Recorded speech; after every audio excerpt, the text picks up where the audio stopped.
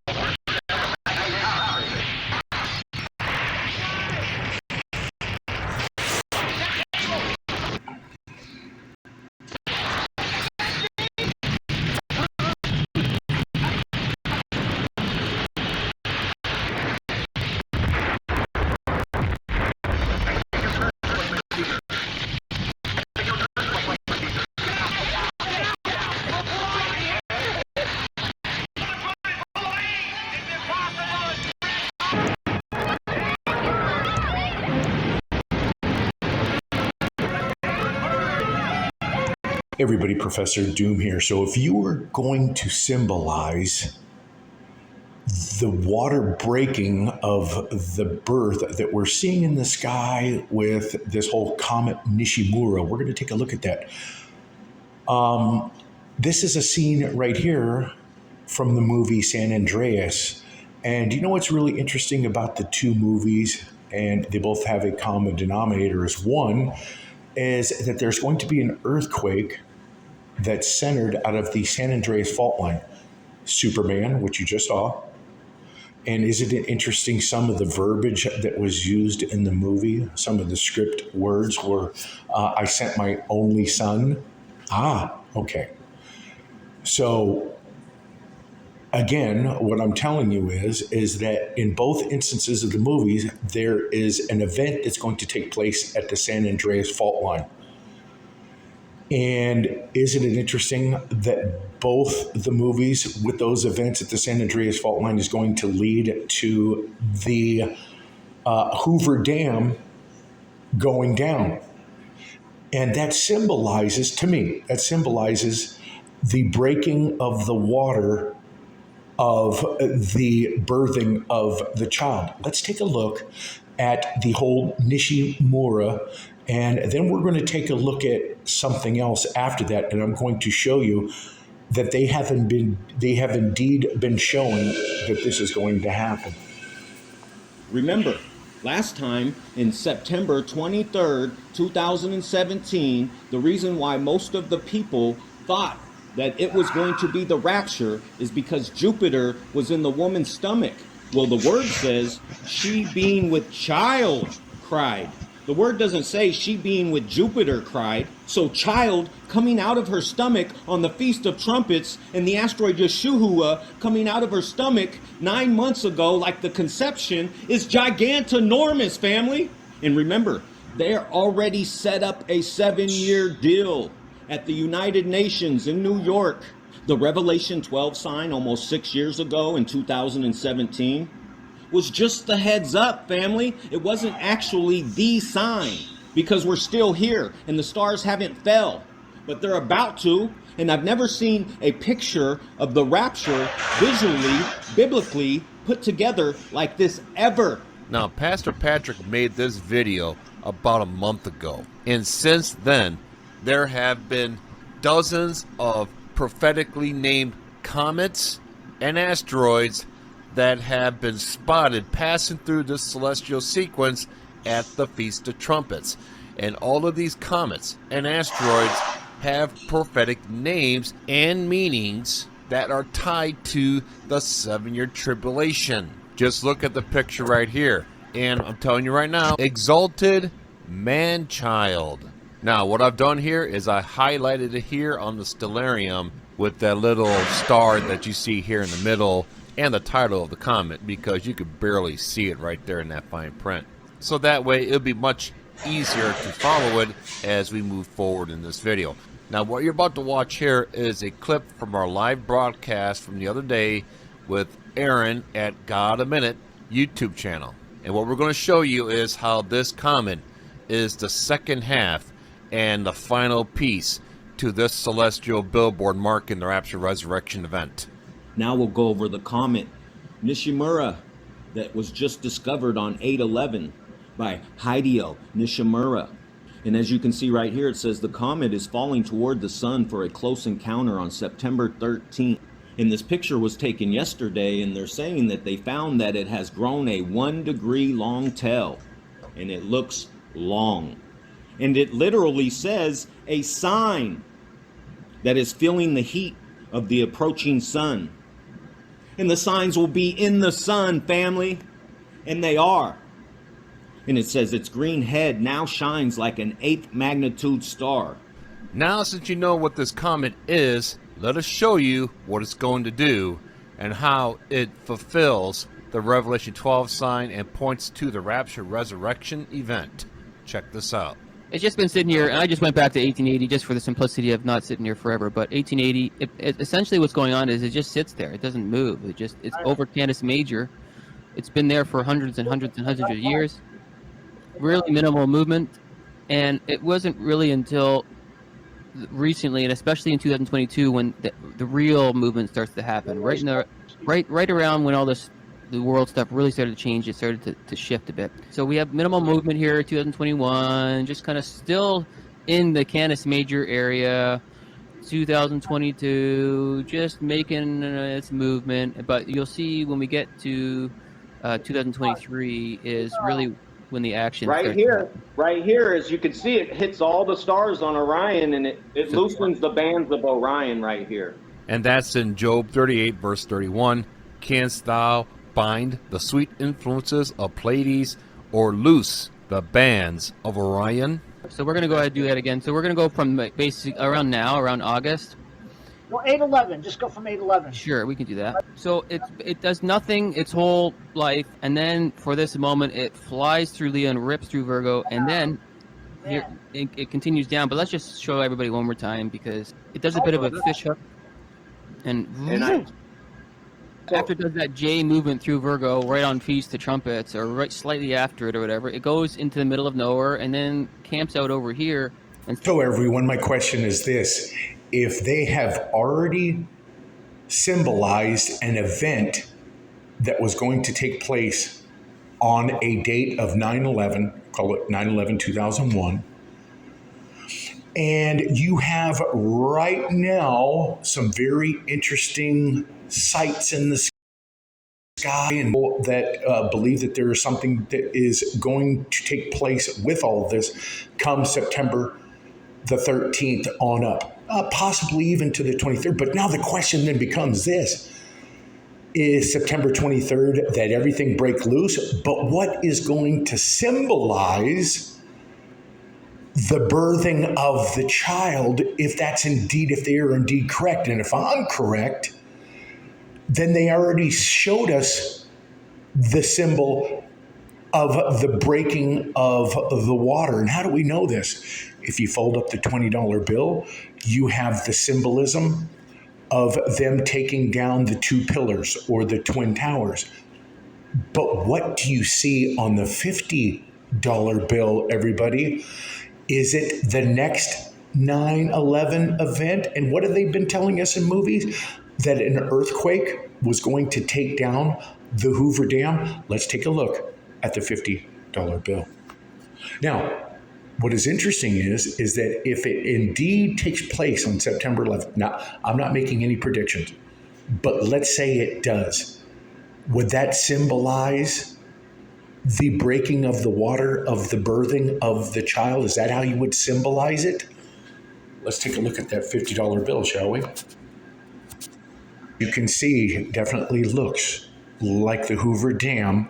But you know what's really interesting about this $50 piece or the $50 fold is that there was even detection down at the lower part of the $50 bill that it had the symbol of the Cadillac logo. Very interesting there. And what did we see in 2015 with the light projection show? The Cadillac logo opening up, the water pouring over the dam, and you saw this very interesting freaking spinning vortex or whatever. So we're going to take a look at the Hoover Dam light projection show real quick. But before we do that, we're going to listen to the $50 discovery, and you're going to hear about the Cadillac logo being at the very bottom of the Hoover Dam. Which, by some interpretations, is symbolic of an ancient holy crusader at the bottom of Hoover Dam. So why do we have a Cadillac emblem, which, by some interpretations, is symbolic of an ancient holy crusader at the bottom of Hoover Dam? With what I interpret, it looks like to me a serpent or something coming up out of the dam, and then being released into the sky. I don't know. Jonathan interpreted as a broken dam with water running through it, which, yeah, I could totally see his interpretation, of course. But I can also see this here. This is glaringly odd. You know what's interesting is if you look at off to the sides, to the left and to the right of the image on the right-hand side, it looks like the destruction of bringing about the water over the dam. Okay. So now let's take a look at that 2015 light projection show, and you're going to see that indeed the Cadillac logo was on the Hoover Dam at the light projection show, leading me to believe that they've been preparing us, and this is what they're going to use as the symbolism for the breaking of the water for the birth of this man-child or this Hideo, or they are translating Hideo Nishimura as the exalted man-child. Okay, all of this is fitting into a big, huge revelatory event taking place sometime in September. So my question then becomes: is the symbolic breaking of the water of the female going to be the destruction of the Hoover Dam? And they've shown us that multiple times in movies, on the $50 bill. Let's take a look at that light projection show.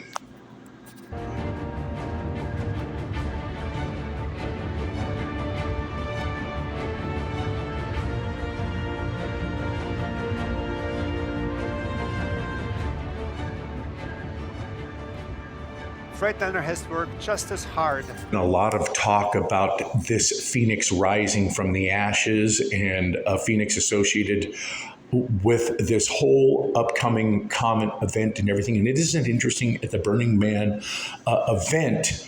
As the whole Burning Man was burnt, it was left with a metal sculpture of a phoenix underneath it. Now, they're trying to say that that's associated with Ukraine. I highly doubt that. With everything going on right now, it just absolutely defies believability that this had to do with Ukraine. It was actually symbolizing what is going on or what is indeed coming. But you know what's really interesting about the phoenix? Is that to the Egyptians, the phoenix was known as... So take a look at everything we see going on around us right now. And I want you to think about this Bennu bird or the phoenix. The phoenix is the equivalent to the Egyptians as the Bennu bird. For ancient Egyptians, the Bennu bird represented rebirth. It was a sacred creature in Heliopolis. It served as Ra's Bennu. The Egyptian phoenix exhibited these qualities. It had life-giving power that could heal or even bring back to life from death. Now, do you want to know what I found very interesting about the whole OSIRIS-REx space mission and the comet Bennu that they claim to have found? That was all about the year 2017. Remember, we talked about the year 2017. Remember, 9/23/2017, there was that whole Jupiter was in the womb of Virgo, and they just explained that to you. Let's take a look at something very interesting about the Bennu comet.